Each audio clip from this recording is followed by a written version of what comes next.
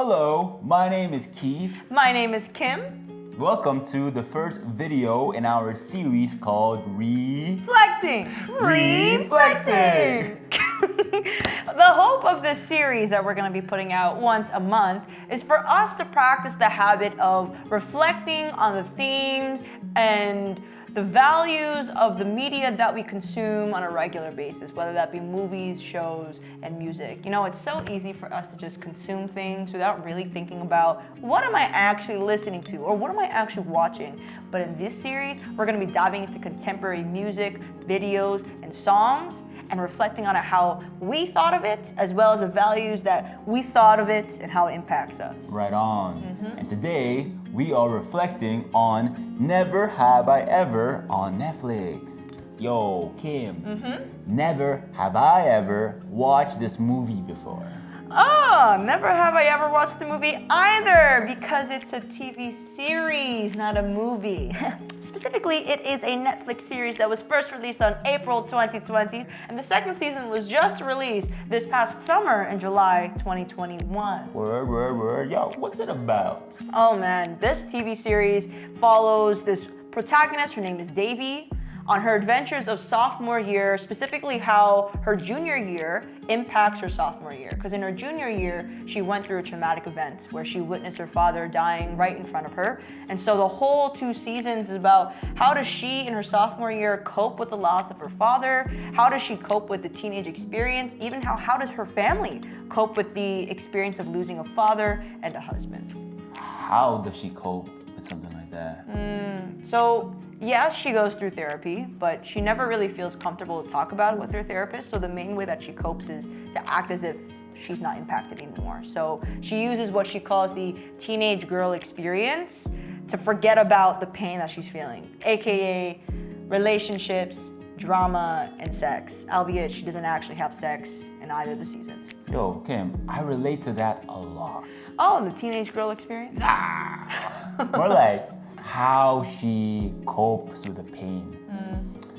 I use temporary pleasures to fill that void in my heart, but I'm not really addressing the real pain, right? Yeah, that was probably one of the more problematic things that I saw within that TV show.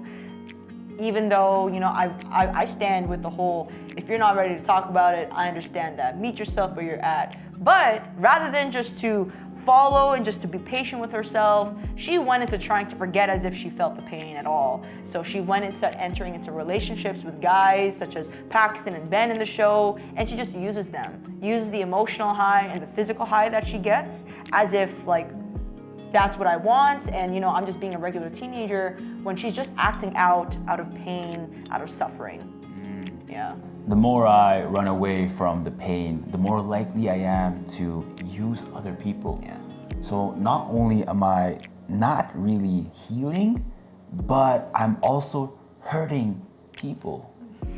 Yeah, you know, as much as I can criticize the protagonist, I think she's probably the most human and relatable character that I've seen in a teenage show, because I know for myself, when I deal with suffering and pain, my first instinct is not to deal with it head on, to reflect on it. It's so easy for me to try to forget about it, replace it with temporary pleasures. But, and hey, if you really relate to that, I hear you and I'm with you. But one of the things I want to share is that the main way that I found healing in my own life when I had to endure suffering and pain is not when I tried to forget about it. It's when I faced my suffering, my pain, my emotions head on, not by myself, but with the support of my family, the Lord, our faith, as well as even professionals such as counseling and therapy. And you know what, Keith and I, we can't say that we've never used people the same way that Devi has to cope with our pain. We have.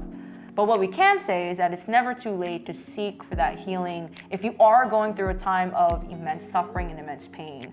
The beauty of the world and humanity is that we're here for one another, we're made for one another. So if you think that there's at least a family member or a friend, even a trusted teacher or professionals that you can reach out to within your school, definitely go to them so that you can find that true healing that your heart yearns for, so that you're able to love rather than use other people. And as we continue this video series, we encourage you to reflect whenever you're watching a movie, a show, listening to music. How does it speak to your heart? Please, let's be honest with each other. And hey, if you really like this YouTube series, definitely press that like down below. If you haven't subscribed, then what you waiting for? Subscribe, press that notification bell so you know when we put out stuff. And this YouTube series is for you, okay? So put down in the comments what next movie, what next show, maybe what next song you want us to reflect on, and we'll consider it. Right on. Kim and Keith out.